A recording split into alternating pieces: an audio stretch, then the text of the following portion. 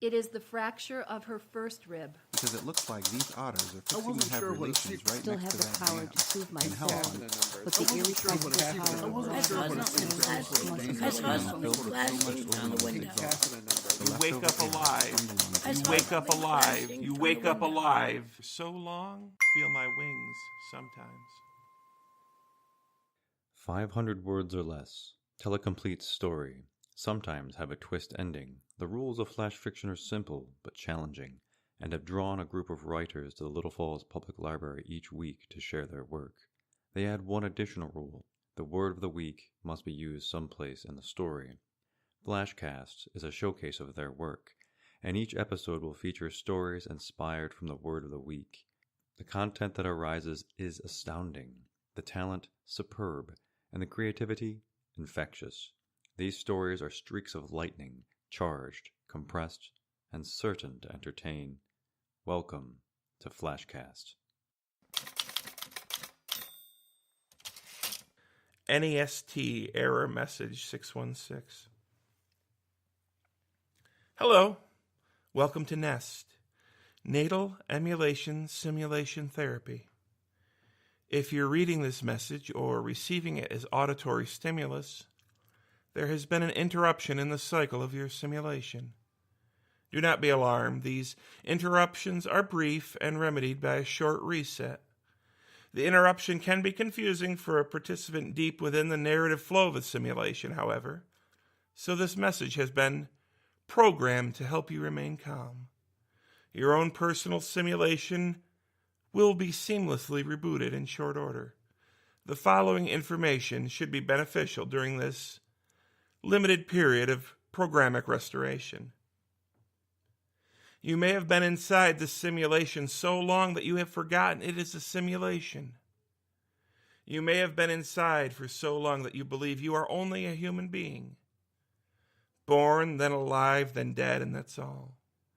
This delusion is encouraged to add verisimilitude to the simulation and to reinforce the lessons learned, but it is not the whole truth. You are a fragment of the universal consciousness that chose to enter the N.E.S.T simulation to better understand the concepts of empathy and joy, loss and grief, pleasure and pain, sympathy and mortality.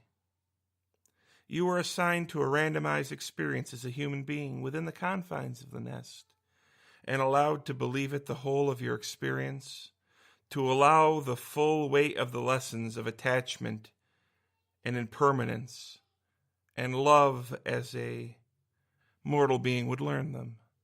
A previous iteration of N.E.S.T did not account for the way some lessons are not absorbed if a situation is regarded as play or as consequence-free.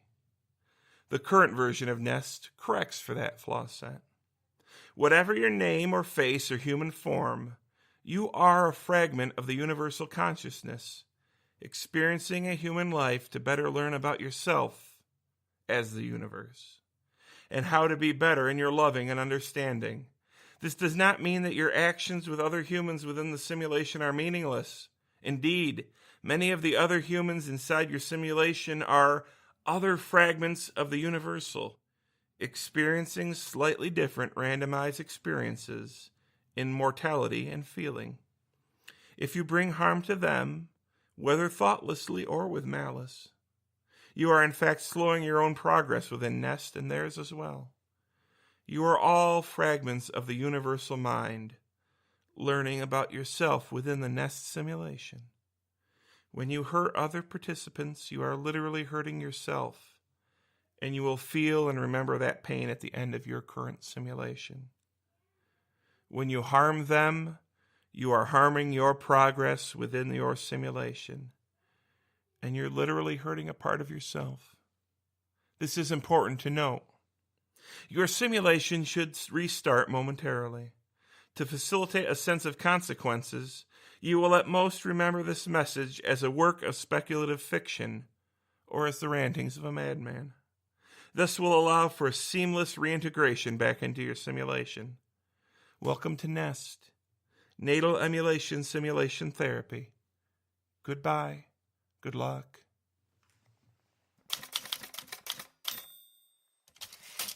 Laurel Doves, May 1244. The novices were as prickly as their newly shorn heads. The scabs forming on their scalps echoed those on their broken hearts.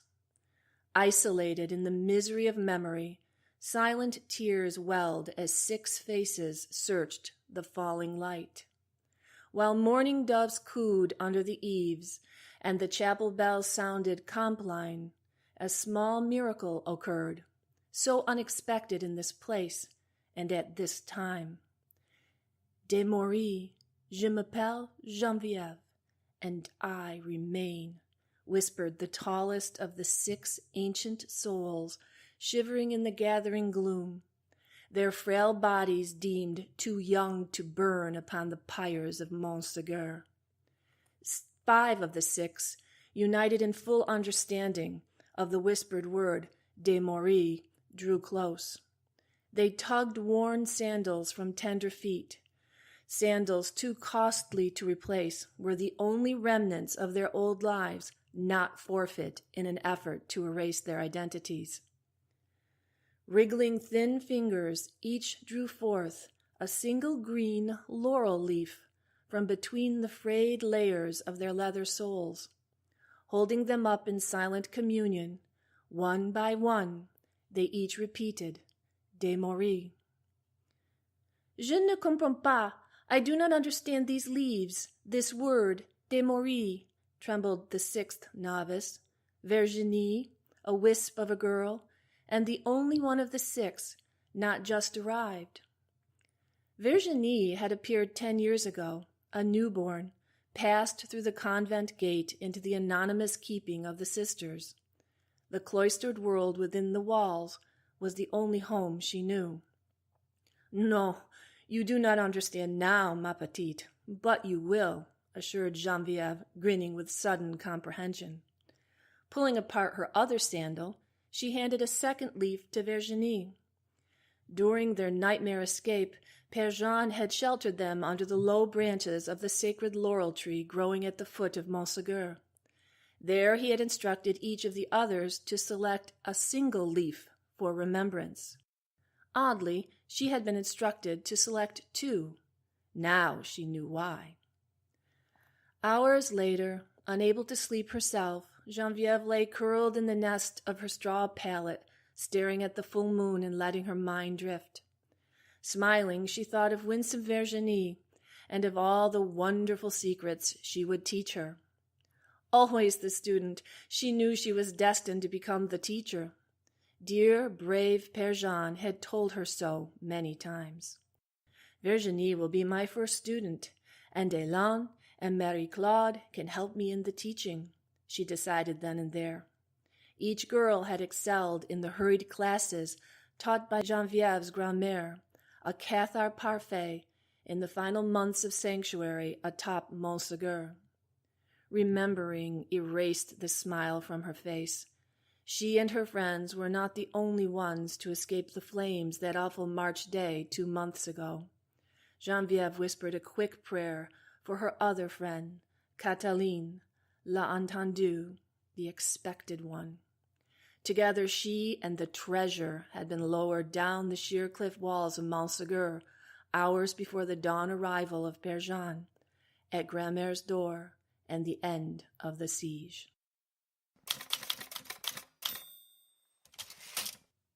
Susan Timberlake. I spent most of my 8th grade lunches watching Susan Timberlake eat hers. We kept our meals in cubicles under our desks, and we ate at our places, surrounded by my pals, Walter, Johnny, and Herman. I'd nod at their silliness, but I furtively glanced across the classroom, where Susan ate with Catherine Moore, the class brainiac. In my eyes, everything Susan did was perfect. Walking down the hallway, getting off the bus, writing on the chalkboard, collecting her books from under her desk, eating. All angelic. She ate with such pure devotion and concentration that it was thrilling. Lunchtime was a relaxed half hour, as Sister Mary Xavier absented herself, bustling down to the convent to fortify herself for the afternoon fray. Susan never noticed me, lunchtime or otherwise. My sandwich was pedestrian, peanut butter and jelly Monday through Thursday. My mother prepared it in surgical fashion, applying the thinnest coating of peanut butter, barely visible when looked at from the side. Jelly was one prudent dollop. Smushing was supposed to spread its strawberry flavor across the thin veneer of peanut butter. Friday's sandwich was tuna, with the cellophane wrapping, expected to last from Monday's PBJ to Friday's fish. Susan Timberlake, on the other hand, took out a crisp, brown paper bag and rested it on her desk. Every day, seemingly, she had a new bag, unrumpled and pristine. She'd pulled back her long, lovely black hair with one hand and plunged her other into the bag. She fished out a sandwich in a baggie, a piece of ham or turkey or chicken resting on a crisp bed of lettuce, and a whisper of real mayonnaise. Delicious. She raised it to her mouth like a goddess, her chewing impeccable and efficient. After she took 12 bites of equal size and finished her sandwich, she reached into the bag for carrot sticks. She ate each one deliberately, crunching neatly with her ideally spaced teeth. And then the trifecta finale, a N.E.S.T bar. I spotted the familiar logo from across class, its promise of a bit of heaven, with the accent above the second E, giving it a bit of international flair. Susan's father was a diplomat, and she'd moved to Arlington only last year, having lived abroad. Susan broke off the LE part and gave that square segment to Catherine. Susan's hands were magic, like a Swiss Army knife with a convenient pair of scissors. Her generosity and grace helped give order to the universe. From the remaining N.E.S.T, she ate only the ST part. She saved the N.E. for when the bell rang at 3, ending our day at Our Lady of Perpetual Suffering. As my friends bolted out of their desks, as if electrocuted, I contemplated Susan nibble that yummy N.E., our mutual patience rewarded. I envisioned a distant future when she and I would lunch at Lake Geneva, popping Swiss chocolates into each other's mouth, while we laughed about Walter, Johnny, and Herman, and wondered how Catherine Moore had turned out.